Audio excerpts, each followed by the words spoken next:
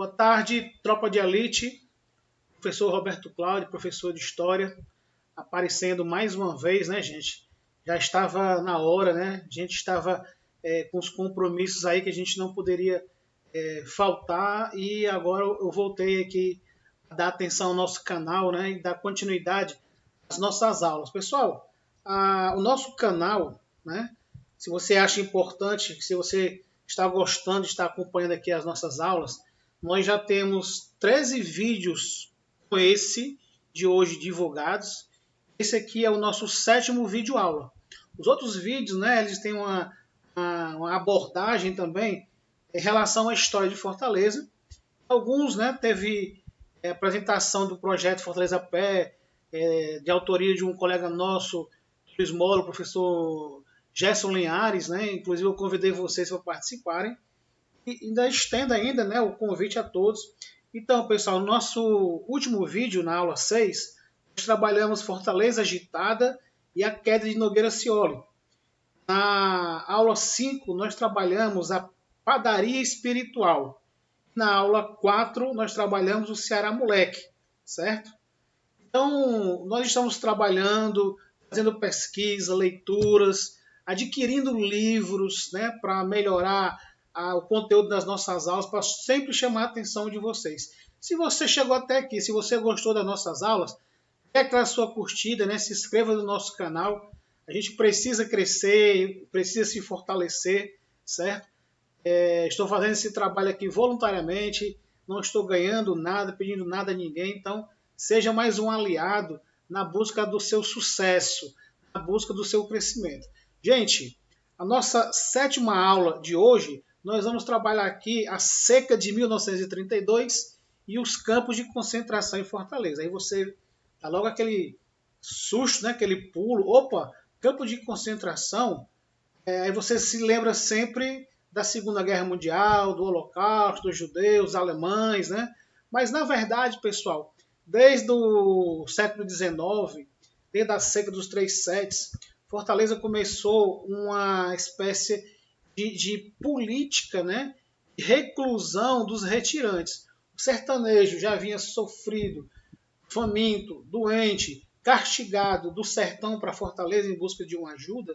Aqui ele era colocado num local em condições inadequadas, né, de higiene, de água, de liberdade. Ele também tinha uma outra opção. Se ele quisesse, ele poderia embarcar num navio, né, e viajar para o Amazonas. Era uma das opções que ele tinha. Deixar o Ceará, eles não permitiam. Por quê? Porque essa mão de obra ia fazer falta, né, em alguns trabalhos que o governo estava disponibilizando para esses imigrantes. Por exemplo, a construção do Porto do Mucuripe, a pavimentação das ruas da cidade de Fortaleza, né? Até mesmo esse planejamento da cidade de Fortaleza, o crescimento das áreas nobres, mas essas áreas nobres elas não poderiam ser frequentadas, né, por pessoas chamadas de pessoas da ralé, né? Pessoas chamadas de povo da terrinha. Era o pessoal que andava descalço, o pessoal que não tinha vestimentos, calçados apropriados, adequados, até porque muitos perderam, desgastaram, né, na migração do sertão para Fortaleza. Gente, a nossa aula de hoje, nossa aula 7, né, nós vamos falar sobre a seca de 32 no Ceará e as consequências em Fortaleza. Nós vamos mostrar a migração forçada do sertão e a viagem até Fortaleza. Será que essa viagemzinha era confortável, era boa? Será que a pessoa vinha de primeira classe? Vamos já saber. O problema da cidade é maior do que o dos sertanejos. Vocês estão percebendo aí que nesse capítulo, né, que a gente vai abordar, a cidade ela virou as costas para os necessitados, para os famintos, para os miseráveis, porque estava preocupada com o seu embelezamento, com o seu crescimento. O código de posturas de uma cidade que deseja crescer. Fortaleza, nós já falamos na aula passada, veio o auge da Belle Époque. Então, a cidade estava crescendo, se expandindo, novas áreas estavam sendo desbravadas, né? A cidade estava se interiorizando cada vez mais, se interiorizando dentro do seu próprio território, porque tinha alguns espaços que ainda estavam intactos, né? Era uma espécie de uma natureza selvagem, mas que acabaram sendo destruídos, removidos, né, em nome do progresso e também em nome do próprio crescimento da cidade que se expandia, cada dia mais recebia imigrantes, né, e essas pessoas iam se abarrancar nesses locais. E, por último, o banimento do efeito do problema, ou seja, os campos de concentrações e a sua utilidade. Tá? Gente, vamos aqui começar a nossa aula de hoje fazendo essa leiturazinha desse texto aqui, né? Um trechozinho do livro Vidas Secas. Na planície avermelhada, os juazeiros alargavam duas manchas verdes. Os infelizes tinham caminhado o dia inteiro, estavam cansados e famintos. Ordinariamente andavam pouco, mas como haviam repousado bastante na areia do rio seco, a viagem progredira bem 3 léguas. Fazia horas que procuravam uma sombra. A folhagem dos juazeiros apareceu longe, através dos galhos pelados da caatinga rala. Né? Trecho do livro Vidas Secas. Então a gente percebe aí a sina do retirante, a sina do nordestino, a sina daquela família que estava passando privações, né, por conta do inverno que não veio, a seca que aumentou, né, o sol clemente e piedoso castigou a todos e a vegetação, a plantação, né? Aí apareceu a caatinga, né, que é a nossa vegetação típica, né, dos migrantes que eles observam e testemunham durante a sua fuga para a cidade. Fuga essa que eles tinham uma leve esperança de verem atendidas as suas necessidades, principalmente a questão, né, pessoal, de serem atendidos, de serem acolhidos, né, e receberem mantimentos, provisões, né, por conta dessa relação fome-morte, fome-doenças, né, que aconteciam, né, e que abatiam a população do nosso estado e da nossa cidade aqui, da nossa capital, muito, né, devido a esses fatores. As estradas de poeira e de ferro. Em 1932, a prática de manter a cidade dos ricos de Fortaleza afastada, né, da miséria concretizou-se em frente de trabalho, ou seja, as frentes de trabalho longe da área nobre de Fortaleza, o centro ali, por exemplo, era uma estratégia, né, um estratagema para fazer com que as pessoas, os sertanejos, não ambulassem, mendigassem, né, nas ruas, nas casas, batendo palmas, pedindo água, pedindo alimentos, roupas ou abrigo. Então já era uma estratégia mesmo já planejada. Tá? Frente de trabalho. Políticas de imigração para outros estados e na construção de locais para o aprisionamento dos flagelados, os campos de concentrações. Né? Nessa seca, o poder público isolou parte dos sertanejos em 7 campos de concentração. Desses 7, pessoal, tá? 2 era só aqui em Fortaleza, distribuídos em lugares estratégicos para garantir o encurralamento de um maior número de retirantes. No final do mês de março, que é aquele mês, né, que o cearense acredita que se não chover até o dia 19 de março, não vai ter um bom inverno, né? A seca vai chegar, já é uma crença popular, né? Inclusive nós temos os profetas do clima que se reúnem para dar o prognóstico, né? Vai ter chuva, não vai ter chuva, o inverno vai ser bom, não vai ser bom, por aí vai, né, pessoal?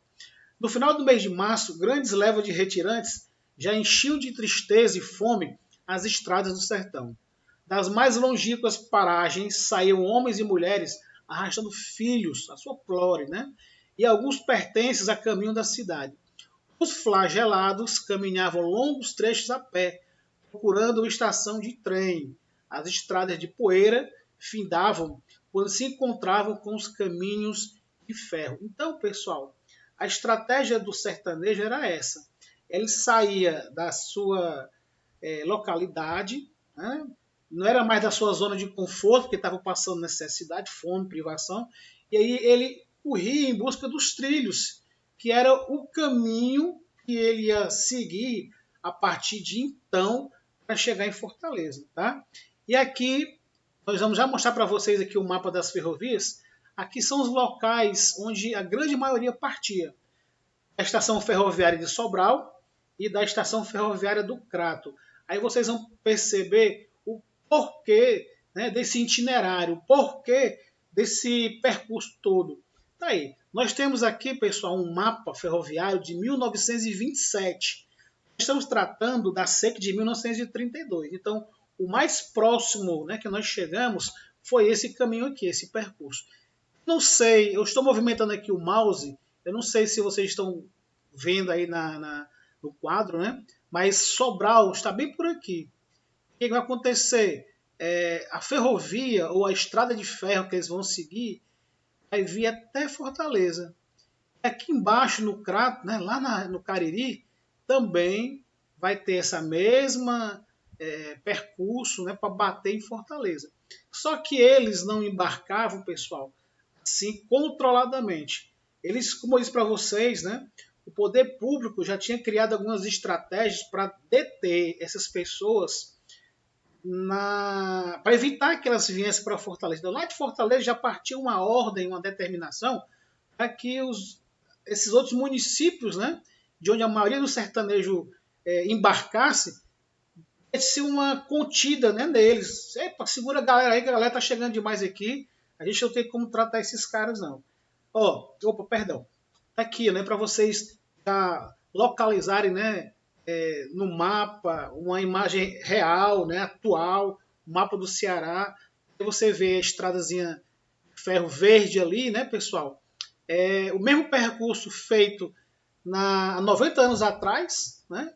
E o azulzinho aqui com o vermelho, você vai encontrar ali o Crato, é o mesmo percurso que esse percorriu. Ou seja, estava em busca de vida, de atendimento, de sobrevivência, porque viver no local onde eles estavam, sem perspectiva de sobrevivência, de água, de abastecimento. Pessoal, se você lê alguns livros, Rodolfo Teófilo, A Fome, você lê outros livros relacionados com a seca no Ceará, vocês vão perceber que o sertanejo ele era largado, ao Deus dará, certo? Eles morriam, e muitas dessas famílias que migravam morriam no meio do caminho, no meio do percurso, elas não entravam, né, nessas estatísticas e nem recebiam atenção devida, né, dos prefeitos lá nesses municípios deles. Eles partiam porque eles tinham necessidade mesmo de garantir a sobrevivência deles. Tá? E aí, quando o governo começou a perceber, né, por experiência, 1877, 78, 79, seca dos 3 setes, do século XIX, a galera veio para Fortaleza. 1915, quem que não lembra, né, do livro da Raquel de Queiroz, o 15, né, lá de Quixadá, em que também narra, descreve essa migração de uma família de sertanejos para Fortaleza também, né, gente? E aí no livro da Raquel de Queiroz já há uma citação sobre esses currais, sobre esses locais em que as pessoas ficavam presas, aprisionadas. Não eram maltratadas, mas enfim, era um confinamento feito para que elas não fossem para Fortaleza. Então você vê aí, tanto no mapa, quanto nas ilustrações, e quanto no texto aqui, os locais que tinham esses campos de concentração. Beleza? Na época foram 7 os campos de concentração construídos no estado. Ipu, Fortaleza 2, Quixeramobim, Cariús, Crato e Senador Pompeu. O único que ainda mantém a estrutura utilizada da época, Senador Pompeu. Dados oficiais estimam que 73.900 pessoas passaram por esses campos, sendo 16.200 só em Senador Pompeu, certo? Então, galera, você percebe aí no mapinha aqui do cantinho, né? Eu vou novamente mexer o mouse aqui, eu não sei se vai aparecer na tela de vocês. Aí você tem aqui Ipu, você tem o Crato lá embaixo, Cariús, você tem Senador Pompeu, Quixeramobim e Fortaleza. Sei que Fortaleza, ó, são 2 campos de concentrações ali, né? Em que a galera ela era mantida, certo? Mais uma vez, né, o mapa das linhas ferroviárias de 1927, e aqui nós temos as estatísticas, né? Ceará aprisionou 73 mil retirantes. Lembrando, para que esse aprisionamento dessas pessoas? Eles eram judeus, criminosos? Não, mas era uma estratégia da cidade, né, que não queria ver esses corpos, ver esses rostos, né, ver esse drama, essa situação numa região, Fortaleza, no centro, numas áreas de lazer, de privilégio, de poder, dá de frente com essas pessoas famintas, maltrapilhas, mendicantes, né? Por necessidade. Ó, pessoal, a gente vê o seguinte, né? O Crato, ele abrigou 16.200 pessoas, tá? Cariús, 28 mil pessoas presas lá, certo? Senador Pompeu, 16.221 pessoas. Quixeramobim, 4.542 pessoas. Ipu, 6.507 pessoas. E ali você vê Fortaleza com 2 campos de concentração, 1.810. Aí você, poxa, essa galera queria ir para Fortaleza porque chegaram tão poucas pessoas aí. Se você olhar atentamente para o tamanho dos campos de concentração aí, né, galera, você percebe como eles estavam funcionando na prática. Só o Crato aprisionou, manteve cativo 16 mil pessoas. Cariús, 28 mil pessoas. E você, como eu disse para vocês imaginam que essas pessoas recebiam lá conforto, atenção? Não. Essas pessoas viviam num local cercado, vigiada pela polícia, pelo exército, vigiada mesmo até por retirante, por sertanejo que recebiam, né, uma alimentação maiorzinha para dedurar se alguém estava tentando fugir, alguma coisa assim, né? E funcionou, porque só em Fortaleza chegaram 1.810 pessoas, né? E que acabaram sendo presas, ok? Bom, qual o papel dos campos de concentração? Tá aí, ó, erguidos no Ceará em dois momentos distintos, em 1915 e 1932. Os campos de concentração eram espaços de aprisionamento, espalhados estrategicamente em rotas de migração no Estado, para evitar que os flagelados chegassem a Fortaleza em busca de auxílio. Ok? Então, esses pontinhos amarelos aqui no texto, né, mais uma vez, são essas mesmas regiões aqui que a gente está assinalando e mostrando para vocês, certo? Lembrando que o caminho que eles percorriam eram as ferrovias. Quando eles não conseguiam embarcar nos trens, eles iam caminhando pelo leito do trem ali mesmo, ali, do trilho ali, até chegar onde eles podiam, né? Onde o corpo deles aguentassem. Então, nós temos aqui, por exemplo, Iguatu, pessoal preso, tentando embarcar, não podendo porque tinha esse controle, né? E a fome está aí batendo na porta deles, no estômago deles, e as autoridades pensando simplesmente em atender as ordens vindas aqui de Fortaleza, tá? Campo de concentração do sertanejo. Vejam as multidões, pessoal. Vejam as almas que estão aí nessa situação, mendigando alimento, assistência, socorro, implorando por água, tá? E o pessoal aqui virando as costas, né? Não, não pode vir não, porque vai sujar a imagem do passeio público, a Praça Marquês do Herval, a Praça do José de Alencar, os espaços de socialização aqui em Fortaleza, não pode, que é isso, tá? Pessoal, nós temos aqui uma imagem do campo de concentração do Pirambu, né? Ou seja, o chamado campo do Urubu, que deu origem ao Pirambu, né, de fato.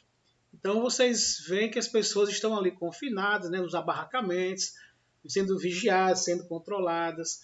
Muitas das pessoas que queriam chegar, não quero ir embora, não quero ficar aqui não, aqui eu não tenho sorte, não tenho esperança, não tenho futuro. Aí o cara, ou então você vai embarcar para o navio aqui, você vai lá parar, você vai lá para o Amazonas, tá? Mandava os caras para lá para trabalharem a extração, né, do seringal, né, e outras atividades extrativas lá da região do norte, né, de fato.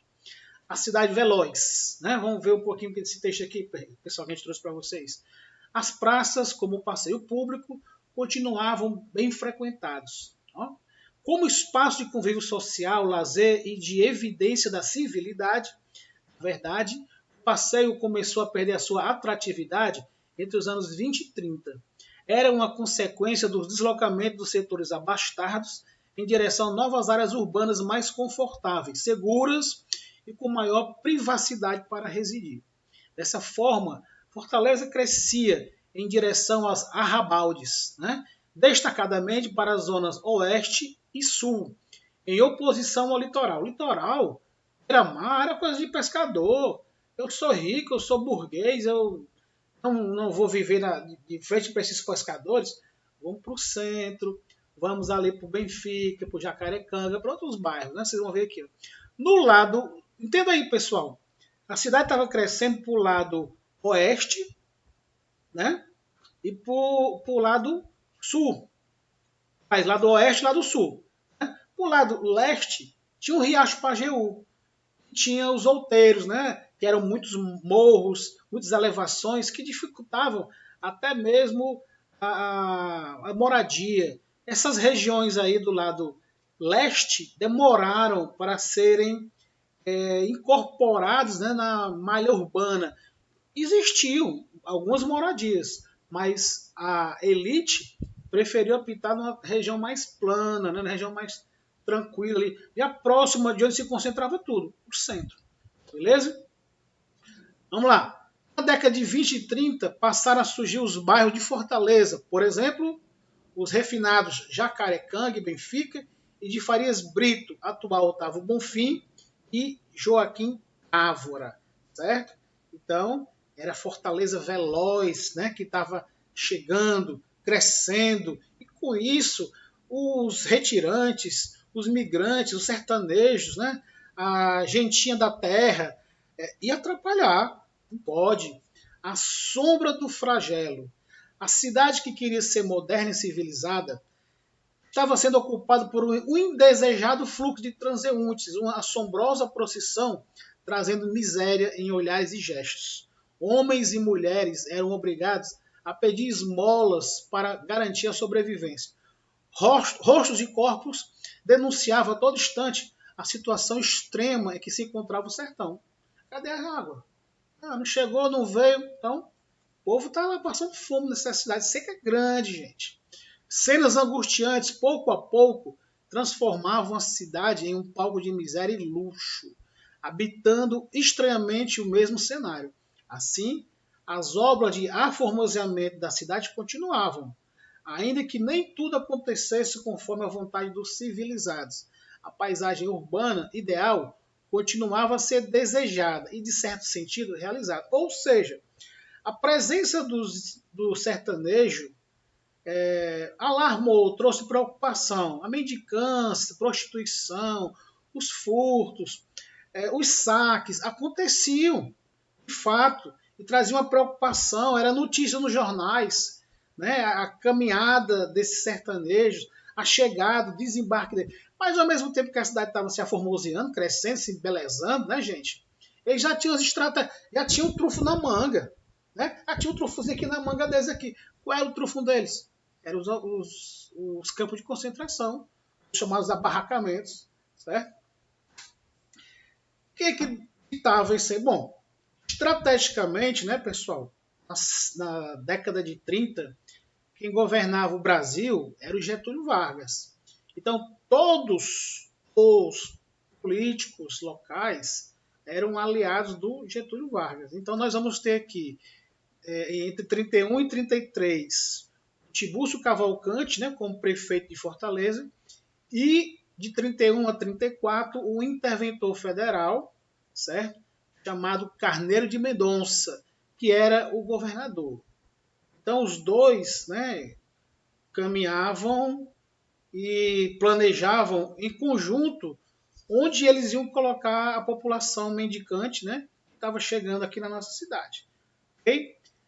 Aí, gente, nós falamos que Fortaleza teve 2 campos de concentração.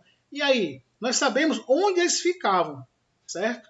Mas, hoje em dia, o crescimento, até a questão mesmo dessa memória, né, de um sistema opressor que foi os campos de concentrações, eles resolveram esconder, enterrar, soterrar, como se não existisse. Mas é o nosso papel como professor, né, como historiador, trazer para vocês a verdade, que vocês não esqueçam, né, que infelizmente, paralela à seca, nós tivemos também esse período de controle social das pessoas que estavam passando necessidade. Se no município de Senador Pompeu o processo de tombamento reafirma a existência dos campos de concentração de retirantes da seca no Ceará, em Fortaleza, a ausência de resquício físico relega ao esquecimento esse capítulo cruel da história. Os registros oficiais apontam a existência de 3 campos de concentração em Fortaleza, em períodos distintos. O campo do Alagadiço, atual São Gerardo, em 1915, e os campos do Matadouro, Otávio Bonfim, e do Urubu, Pirambu, em 32. Certo? Matadouro não tem nada a ver com matar pessoas, mas sim era uma espécie de um local que abatia animais, né, vacas para o consumo, por isso que recebeu esse nome, né, de matadouro. E Urubu, Pirambu, pessoal, por conta justamente da concentração das pessoas e no local onde elas estavam concentradas, começaram a proliferar vários problemas sanitários, né, piolhos, diarreia, então de longe as pessoas sentiam um mau cheiro na região, né? E também as pessoas que morriam, as pessoas eram jogadas em cova rasa, né? E muitas vezes os próprios urubus, né, viam ali terminar o serviço. Na capital, o silenciamento sobre essa história relega ao esquecimento desse capítulo da memória brasileira. Hoje, a imprecisão sobre os endereços que abrigaram esses campos, né, os locais. Então, existe aí um advogado batalhando pelo tombamento, né, pessoal, pelo reconhecimento dos campos de concentrações aqui em Fortaleza, que é o Valdeci Alves, certo? Justamente, né, por conta da omissão da cidade de reconhecer que criou esses... foi a administração passada, mas foram vidas que foram sacrificadas ali dentro, né? E por um conjunto de postura um código de posturas que tem que ser cumprido rigorosamente. Pessoal, se você olhar aqui nesse mapazinho aqui de 1932, você vai perceber aqui, ó, o Campo do Urubu lá em cima, no alto, e aqui embaixo o Campo do Matadouro. Eles dois seguem próximo às linhas férreas, tá?